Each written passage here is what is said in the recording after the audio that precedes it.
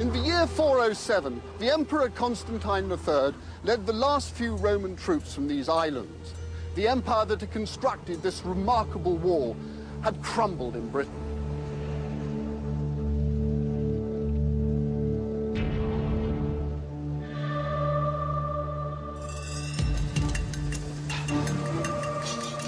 Now, history books tell us that when the Romans pulled out, they took with them all vestiges of civilization and effectively turned out the lights.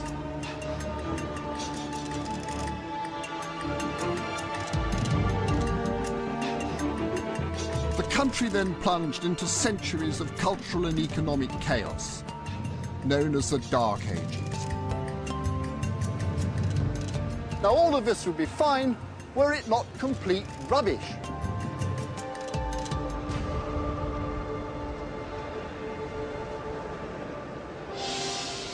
As an archaeologist, I've spent my career exploring Britain's ancient past, and I now believe we've misunderstood the earliest centuries of this country's history. Instead of a nation crushed and then created by invaders, I found a strong society with a unique and lasting culture. The Roman colonization is supposed to have erased the ancient Britons and instigated a troubled period dominated by invasions from superior civilizations. A period whose only hero was a mythical one, the legendary King Arthur, valiantly fighting the invading hordes. But I don't believe our ancient culture was overwhelmed as easily as that. I'm determined to examine what really happened in this country after the Romans invaded. I'm going to embark on an archaeological journey to uncover hard evidence for the story of Britain in the first centuries of its recorded history, the story of Britain A.D.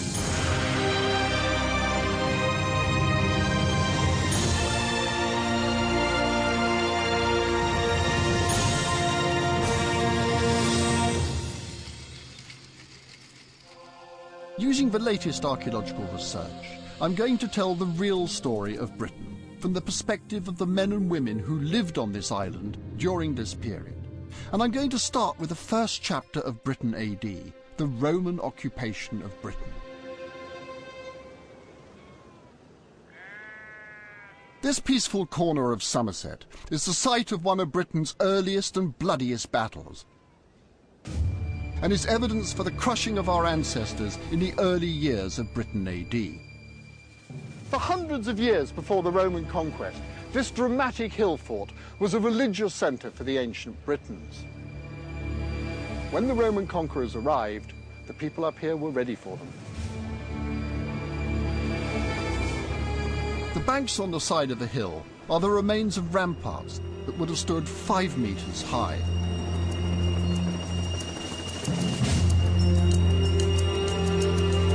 But the hill fort was not designed to face the disciplined might of the Roman army.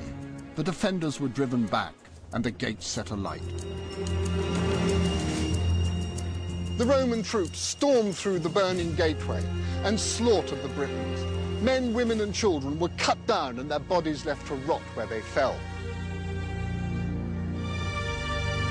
After this massacre, the Roman troops destroyed fields and farmland, a clear message to the Britons not to mess with the might of Rome.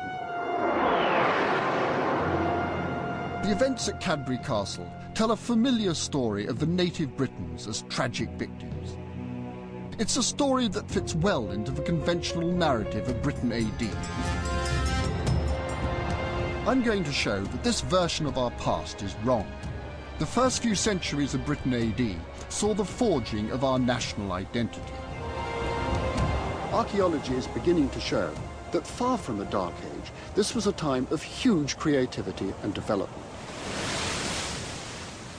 Until now, the legacy of Roman Britain has blocked our understanding of this period. In order to appreciate the significance of these times, we must go back to the archaeology. The archaeologists who excavated here at Cadbury Castle didn't only find evidence of a Roman massacre. They also came across building foundations that dated to soon after the Roman occupation.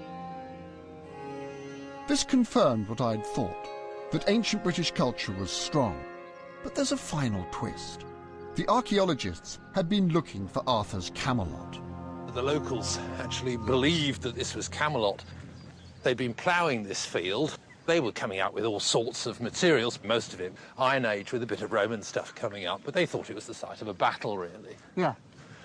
And then relatively small-scale excavation comes across massive refurbishment of the fortifications in roughly the right period, comes across a timber-framed hall in the middle with loads and loads of Mediterranean-type pottery scattered about. The fact that there is already a connection with Arthur's name means that the whole thing is ready to roll. Could Arthur be a clue to what happened in Britain A.D.? The problem is that Arthurian archaeology is more than a little short of evidence. There isn't a corner of Britain that doesn't claim a connection with this historical celebrity. And this is where Arthur's supposed to have been conceived. And this is Arthur's footprint. This is Bassini Mound. King Arthur's Round Table is buried here. And every year, on Midsummer's Day, it levitates. And this is Arthur's Camelot. This is Slaughter Bridge, where Arthur finally kicked the bucket before being carted off to Avalon.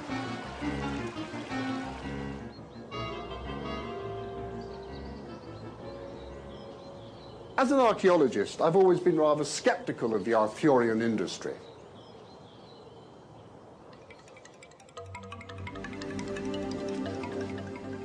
Arthur is the ultimate commodity, a ready-made hero who's been hijacked by history. And in this dramatic visitor attraction high in the Shropshire countryside, there's a complete Arthurian package. There's a deep lake with a legend of a sword Excalibur, and I'm standing in Arthur's grotto, where someone claims they found the Holy Grail. There was even a stone with a sword in it until somebody nicked the sword. Arthur encapsulates so many good qualities that we really want to identify with. Arthur's the great warrior figure, and he'll come back to save us when the nation is in its greatest peril. And that sort of story has an enormous attraction.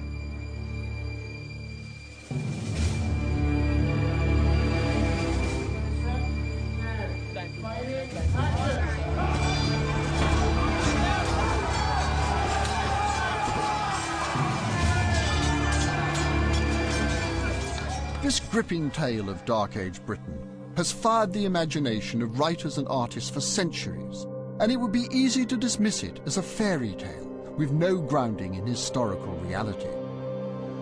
But myths are not necessarily lies. Stripped of his medieval embellishments, Arthur has new things to tell us about this period. The idea of noble Arthur conflicts with the conventional view of the barbaric Dark Ages and supports my view that British culture survived the Romans intact. And at the heart of Arthur's story, I found a clue to the resilience of the native Britons in the aftermath of Roman rule. The myth of the sword Excalibur holds a clue to what really happened in Britain. The story of King Arthur is not a happy one. The tale involves an illegitimate boy who is raised by a magician called Merlin. The boy becomes king and assembles a loyal following of 12 men known as the Knights of the Round Table. King Arthur and his knights fight many gallant battles, but eventually Arthur is killed. His body is taken to the magical island of Avalon, where legend has it Arthur is not dead but sleeping, waiting for a time when his kingdom will need him again.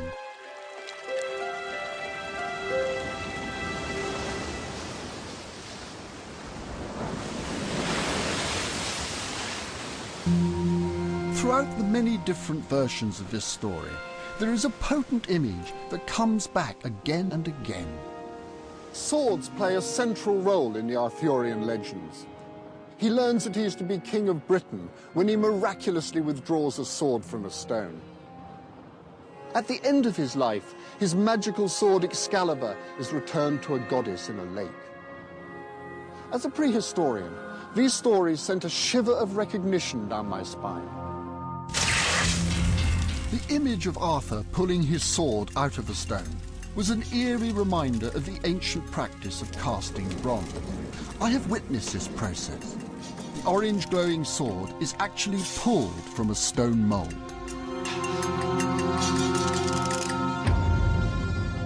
In my work as a prehistorian, I had discovered ritual traditions in which weapons were disposed of in watery places and where islands had particular potency.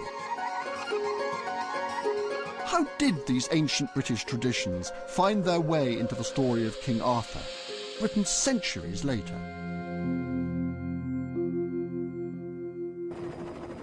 The answer lies just north of the Fens in a region known as the Witham Valley.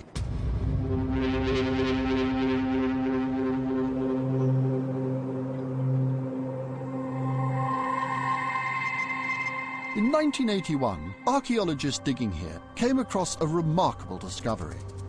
Just under the surface of the fen, a series of upright posts and horizontal timbers were uncovered. They form part of a raised causeway constructed over 2,000 years ago. At either side of this causeway, archaeologists found dozens of pieces of ancient weaponry, including a large number of swords and spears. And this was not the first time that such objects had been found here.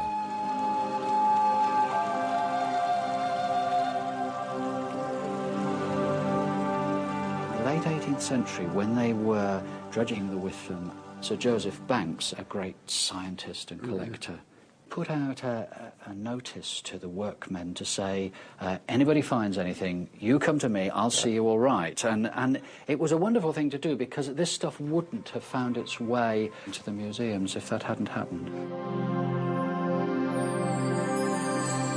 Over the years, literally hundreds of swords, daggers and other precious items have been dredged from the fens here. They range in date from the prehistoric period right through to the 14th century. Now, this wasn't some localized Fenland cult, but part of a much larger belief system. They're still being found today. We've been out here every weekend, more or less, since August, and look at how many people have turned up. They've walked a lot of their parish already. They've found some fantastic sites over there, of course, just through field walking. If they hadn't done it, we'd never know about them. Although individually you might not have thought that you're finding very much, but put all together we've found nearly 2,000 separate objects now.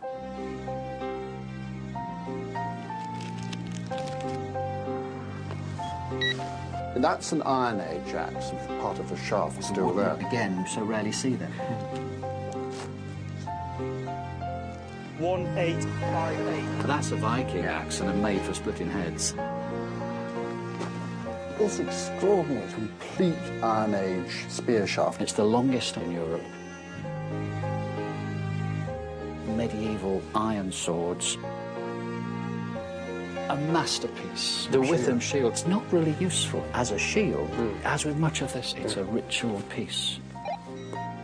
Although we find weapons, we're finding tools as well. The great and the good and the everyday people, I think, coming together in this activity. It wasn't until recently that archaeologists began to notice a pattern in the location of these objects. Throughout the valley there are these slightly higher sandbanks and ridges.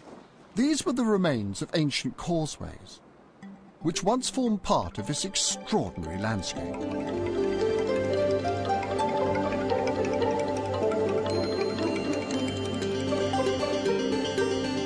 The Witham Valley stretches in a long, thin line up to the city of Lincoln. Until these fens were drained in the 1780s, the Witham would have sprawled all over the low-lying land, weaving a network of islands and marshes. Local people moved around the fens on a series of wooden causeways. The weapons were always discovered near these causeways. At first it was assumed they were accidentally dropped or lost in battle. In fact, there is a far more mysterious explanation.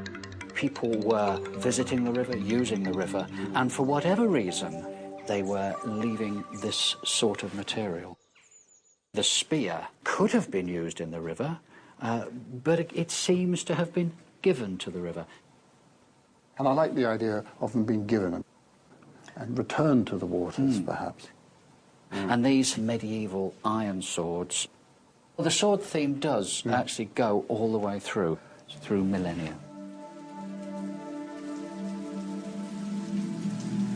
For hundreds of years, weapons have been deliberately thrown from these causeways into the water.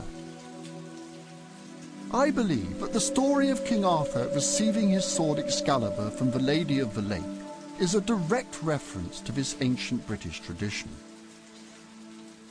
But the Arthurian legends were written much later, long after these ancient religious ideas were supposedly wiped out by the Romans and Christianity. How on earth did they survive? The Witham had one more secret to reveal. This area of Fenland has one of the highest concentrations of monastic sites anywhere in Britain. There can be no practical need for so many abbeys in such a small area. So why was the early medieval church building here with such extraordinary fervour? The narrow 10-mile stretch of the Witham Valley is scattered with the remains of 14 abbeys. Every one of these abbeys is built at the end of an ancient causeway. We found it really difficult to understand why there should be 14 church sites, all lined up for 10 miles, along the edge of the Witham Valley. Historians Dave Stocker and Paul Everson don't think that this is a coincidence. The abbey we are standing on is on an island. You find there's only one way to get here, and it's along a causeway. It seems odd that a causeway should determine where you're going to put an abbey. You've got to bear in mind that to cross any sort of body of water, but particularly to cross a fen by boat, was a dangerous matter. And in order to make it a successful crossing, you had to offer some sort of piety.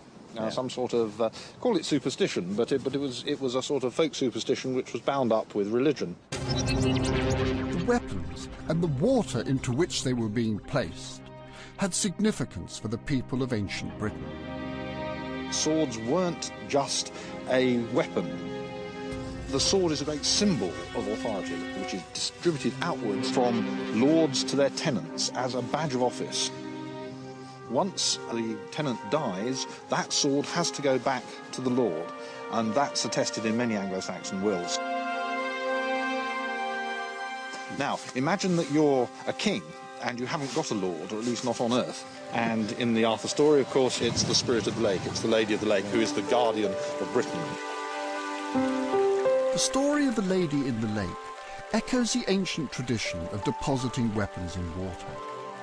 The medieval authors who wrote these tales knew about such traditions because Christianity had not killed them off, but had kept them alive.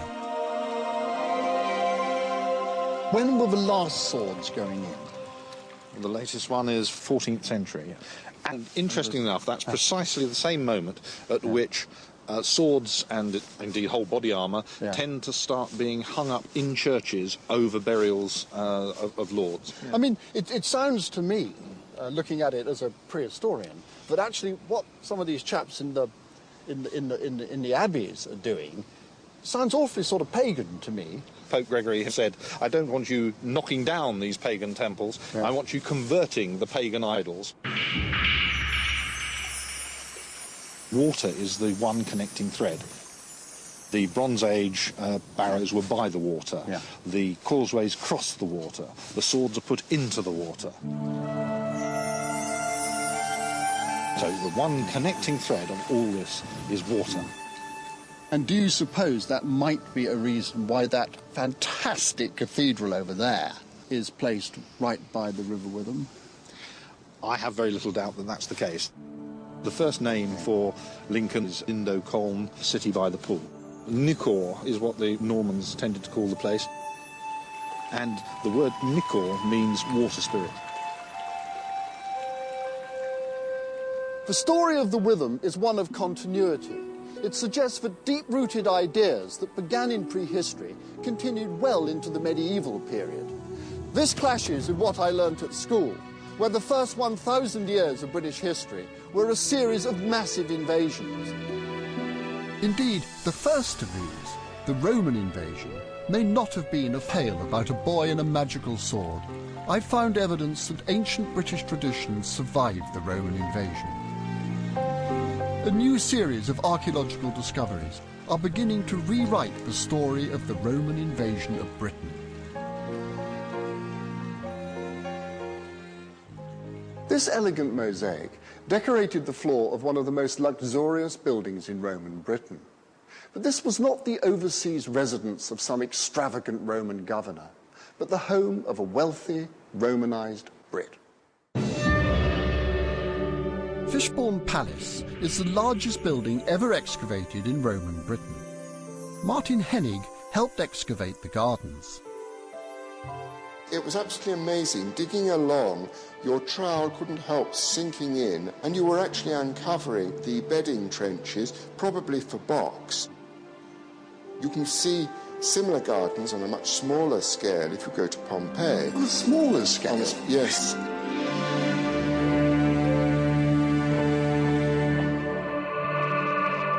What you've got here is something that's equivalent to the palaces of the greatest Roman aristocrats. Fishbourne covers a larger area than Buckingham Palace. 160 stone columns support the roof, which is constructed from 100 tons of imported Italian tiles. Corridors surround over 100 rooms, some of which are decorated with elaborate mosaics. When Fishbourne was discovered, it was assumed that this was the palace of a Roman governor, a symbol of the imperial regime that had been forced on Britain. But during excavations, archaeologists came across a gold signet ring with an unusual inscription, the seal of Tiberius Claudius Catuarus. The ring belonged to a wealthy Briton. But what was it doing at Fishbourne? To understand why a Briton might be living in a Roman palace, we must look again at the events leading up to the invasion of AD 43. Maybe because we haven't been invaded since 1066, we British have a simplistic attitude towards invasions. We see them as being inevitably oppressive. So we imagine that when the Romans arrived, they wiped out British culture and customs. But in actual fact, it wasn't a straightforward process of colonization.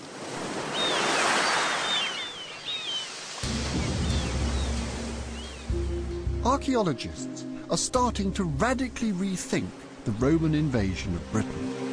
I would imagine the Britons faced by the might of Rome would have been quaking in their boots. I don't think it was quite that. The previous attempt to invade Britain was that of the bad and mad Emperor Caligula, who had marched a large army up to the Channel coast.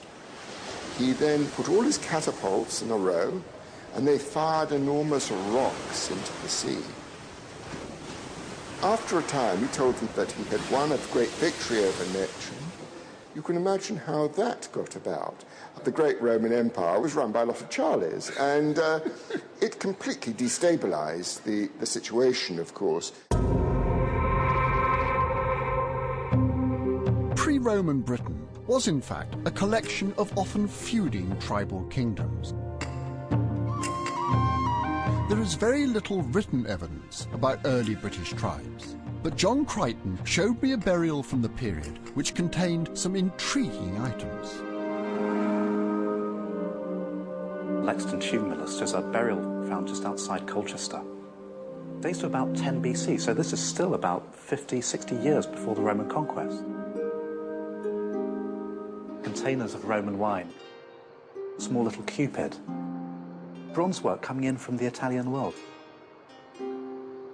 This stuff just isn't being produced in Britain at all. Here's a small little medallion of the Roman emperor, the Emperor Augustus. So a really nice personal gift from the emperor.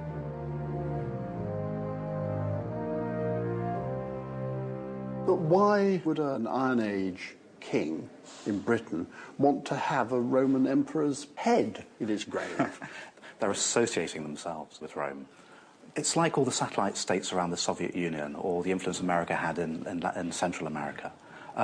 Big, powerful empires had very, very close relations with all the states around them. Certain tribal leaders in Britain had been friendly with Rome for decades before the invasion. Their coins reflect the glory of the empire. Coinage is never politically neutral. It's always saying something, it's always meaning something. It has its own native style to start with. But then, around about the time of this kind of burial, we start finding classical imagery appearing on the coins. So they would have been familiar with classical literature? Certainly the upper tier, yes. And that can't be a coincidence.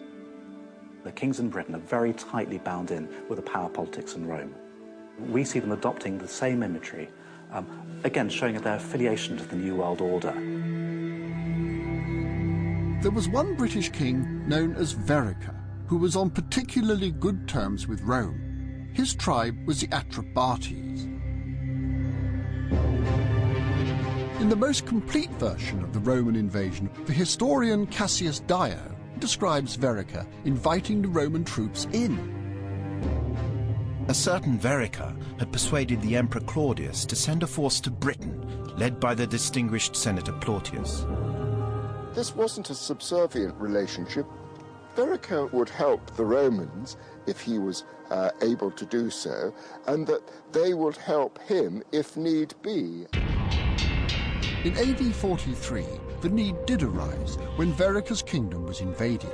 The Atrebates had been effectively under military occupation by tribes from the north. That rather implies that, to people down here at least, the Romans weren't that unwelcome. The Romans arrived as liberators.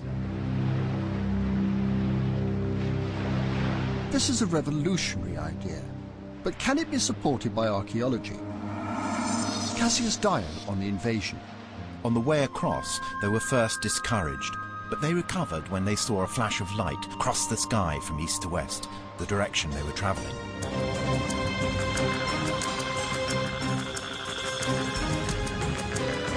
When the fleet reached the island, there was no one to oppose them.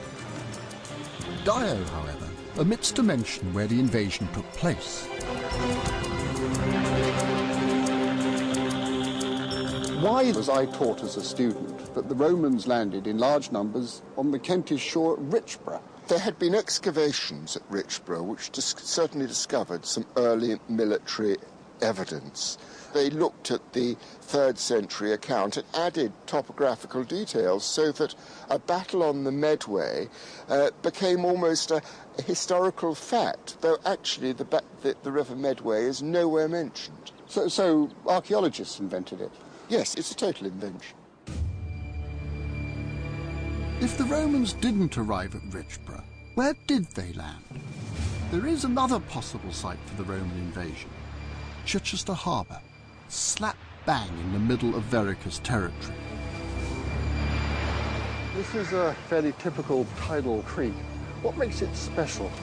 It's nice and sheltered, a wonderful natural harbour, which would have allowed large numbers of men to be disembarked. Yes. If you had a Roman invasion arriving here, what sort of number of boats? Perhaps 200 or 300. Yeah. So a large number of boats that would need to be manoeuvred.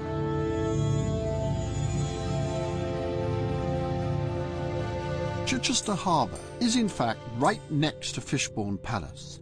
So was the palace anything to do with King Verica? The palace was built 30 years after the invasion. However, recent finds of ceramics have revealed that there was a base at Fishbourne before the invasion. John Manley was involved in the excavations. The fact that we found these kind of ceramics and food remains suggests it was a heavily Romanized place before AD 43. To my mind, it makes it much more likely that a large part of the invasion force landed here in territory that they were familiar with, maybe in territory where they already had client kings. It was Verica who pleaded with the Romans to come to Britain. And Verica lived somewhere around here, Chichester Fishbourne area, and that was used as a pretext for the invasion of Britain. Now, we don't hear of Verica again after AD 41, so it is conceivable his relative, maybe even his son, who was brought in by the incoming Romans and settled here as a client king. Although we can't be certain, Verica's son was probably called Togidubnus. Excavations at Fishbourne found the marble bust of a child. Was this the owner of the palace? The marble head has to have been carved in Rome. There was no marble carving in Britain. It's very likely that of Togidubnus at the time he was made a Roman citizen.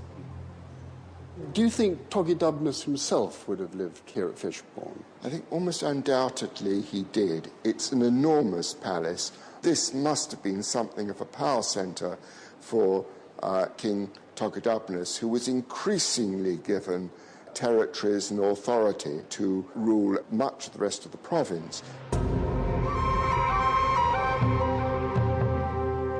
This contradicts the conventional account of the Roman conquest. King Verica opened his doors to the Roman troops who sailed peacefully up Chichester harbour. In honour of this new alliance, the most splendid palace was built not as a symbol of Roman suppression, but as a celebration of British tribal power.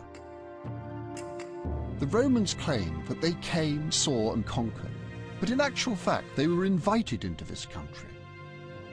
Once here, they didn't crush our native culture, but guided the development of an increasingly diverse society.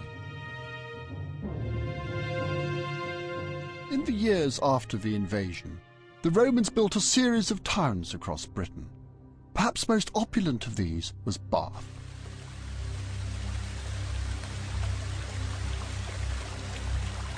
The buildings here typify the elegance and the glory of the Roman Empire.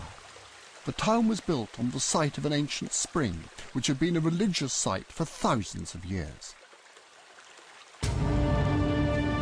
It's a great natural phenomenon. 250,000 gallons of water a day just pours out of the ground. It's hot, it's 40-odd degrees centigrade. Barry Cunliffe excavated the baths in the 1970s. Within 30 years of the invasion, they were putting up this great monument. And the first job was to contain the spring. It was a pretty impressive piece of engineering because of that water coming out all the time. You could take one view. Here are the Romans who've come to this place and they've imposed this great Roman building, slapped it down on the landscape. And this could be seen as a sort of imperialism. But I don't think it's like that at all. What we're seeing here is the Romans being very, very sensitive to the sanctity of the place. They recognize it as a sacred place. They appreciate it as a sacred place. Although the buildings are Roman and the sculptures look Roman, the iconography, I think, is hinting at something that goes right back into the Iron Age. When we excavated in the temple precinct, we were able to work out there was a real order about it. Facing east, with the great Gorgon's head, was the temple front itself. And then on either side, there were two sculptured facades with pediments. On the north side, the pediment had the goddess Luna in it, who was shown riding her chariot across the night sky. On the southern side was a pediment with a god of the sun, Sol, with a spiky crown. So you've got a sort of sense of north cold, south hot. the south side presiding over the hot spring.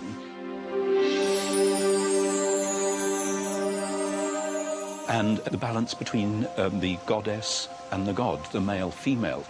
This encapsulates a much earlier belief. So the Romans are, if you like, taking over the sacred geography of the place and are monumentalizing that.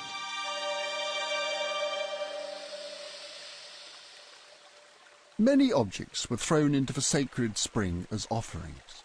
This is a startling reminder of the age-old customs in the Witham Valley and the Arthurian story of the Lady of the Lake.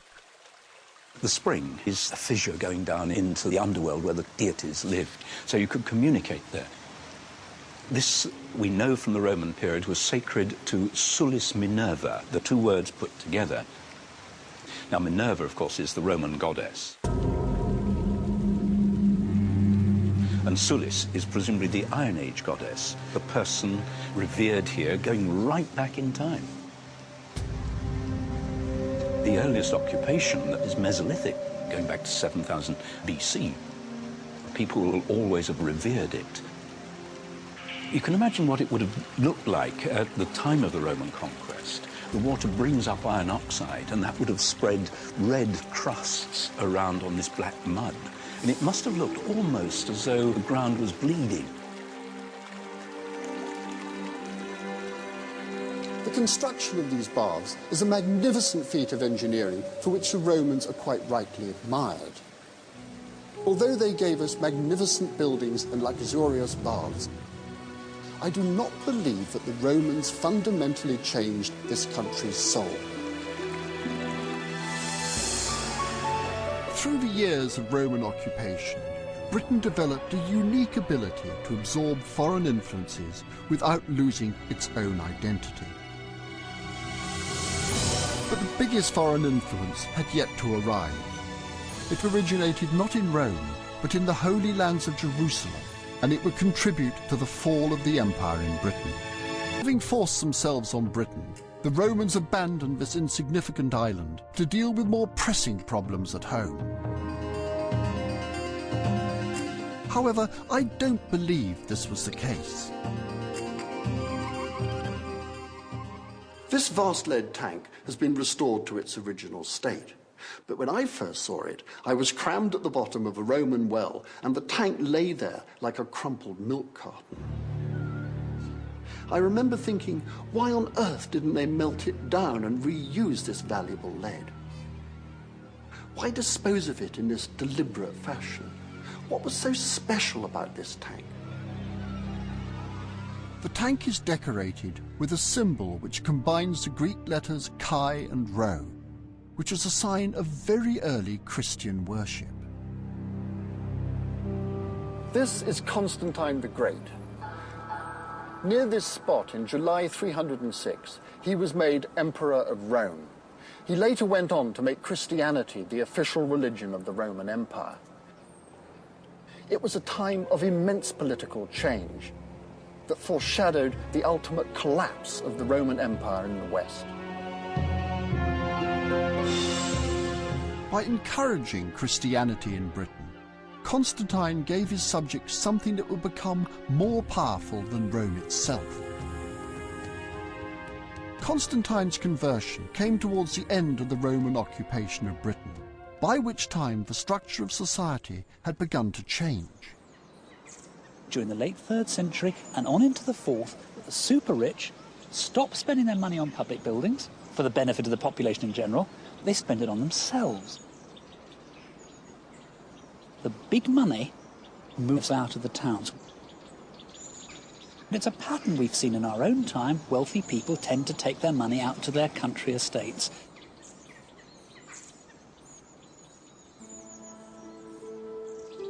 The great villas were just scattered throughout southern Britain.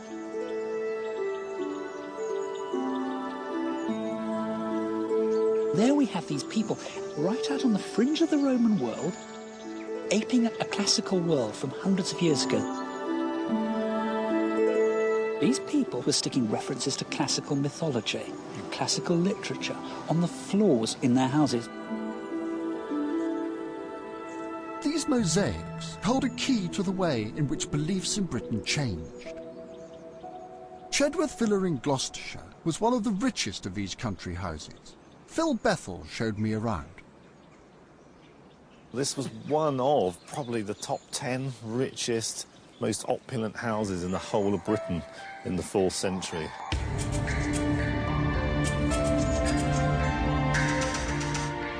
All along the length of this corridor, there would have been a continuous mosaic floor, nearly 80 metres long. So they had everything that money at that time could buy. Mosaics in every room, underfloor heating systems, 2 bathhouses, their very own in-house water shrine. This whole thing was designed to show you I'm rich and I'm powerful. So this was actually a little temple, and here was actually part of their daily religion where they'd worship in time-honoured fashion, going back to the Celtic origins of the Romano-British religion, but they'd worship the spirit of the spring. They seem to have almost recreated a bit of their earlier cultural history.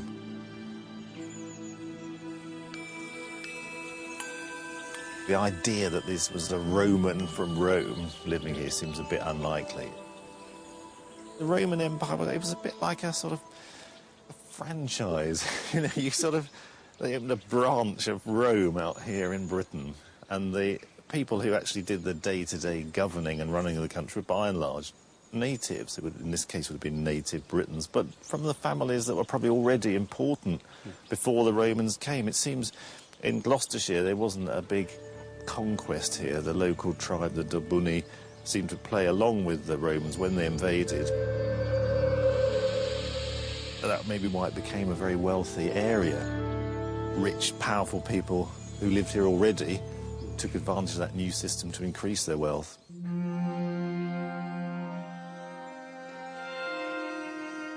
Some of the mosaics that covered the floor of Chedworth Villa have been destroyed. But many British mosaics have been preserved in architectural drawings. From a society who didn't leave many written records, these mosaics are a unique insight into the complex minds of the Romano Brits and the beliefs that changed their world.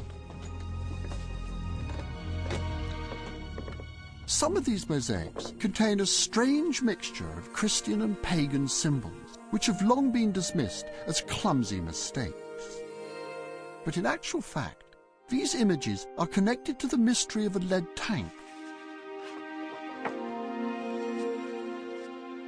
I think that we ought to look at mosaic pavements in much the same way one would look at stained glass windows in churches. When you go to Chartres and look at the glorious stained glass windows in a Gothic church, each image up there says something. We have to see this as being a literate society, a learned society, elite members of society with quite a lot of time on their hands, who were interested in reading the classics and the literature, and they are trying to make sense of the world they live in. At Lullingston Roman Villa, the discovery of a converted chapel was evidence that Christianity had been practiced here.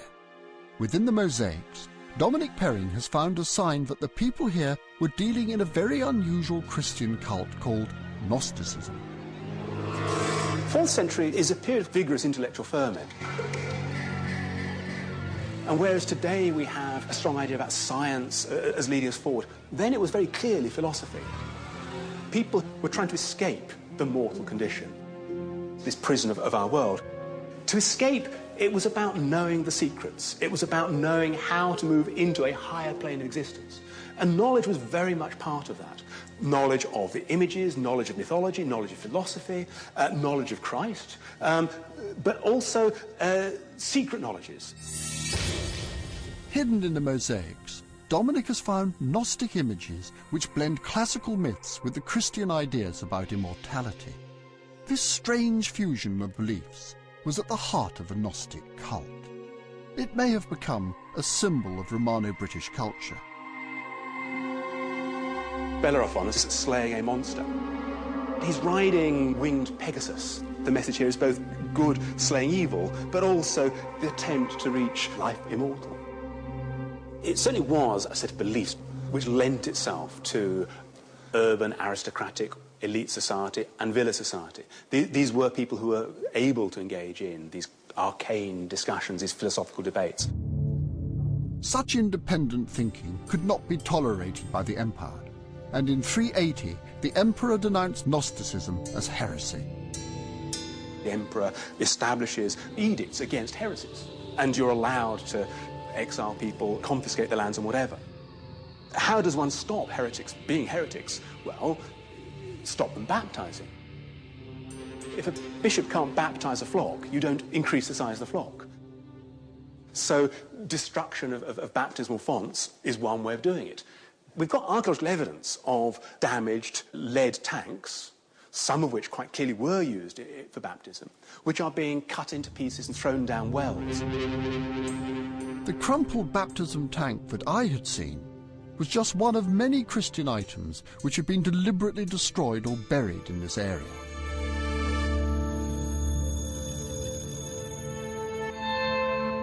We have church plate, baptismal spoons, the chalice used in the Eucharist, being buried in some of these silver hoards. People are decommissioning these items. Whoever buried this collection of precious silver must have felt anger and resentment, because their property, their beliefs, their very identity were under attack. By the time this treasure was buried, Rome had lost the hearts and minds of the native Britons. Having invited the Romans in, absorbed and digested the rich and various influences of a classical world, Britain turned its back on Rome and looked to an independent future.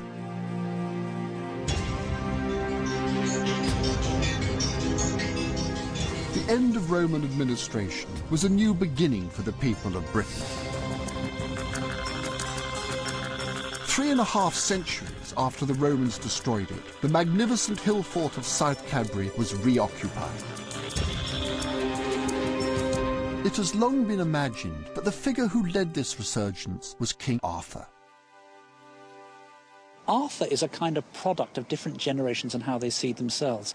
Arthur was created largely by medieval romantic historians who wanted to create a kind of pseudo-chronology of events after the Roman invasion. And the trouble is, it's loosely threaded together with pieces of genuine evidence. And it depends on how literally you choose to take bits of that. I rather suspect that Arthur is a kind of metaphor, a symbol for the sort of petty tribal chieftain who would have taken over power in a region after the Roman power collapsed in Britain. A man who could hold his people together. This valiant king embodies a brave new world in which the descendants of Roman Britain began to build an independent future. And yet for centuries, we have shrouded this exciting time under a veil of mystery and labelled it the Dark Ages. Next week, we will discover that Arthur's Britain was in fact a time of creativity and progress, in which nothing less than the future identity of this country was forged.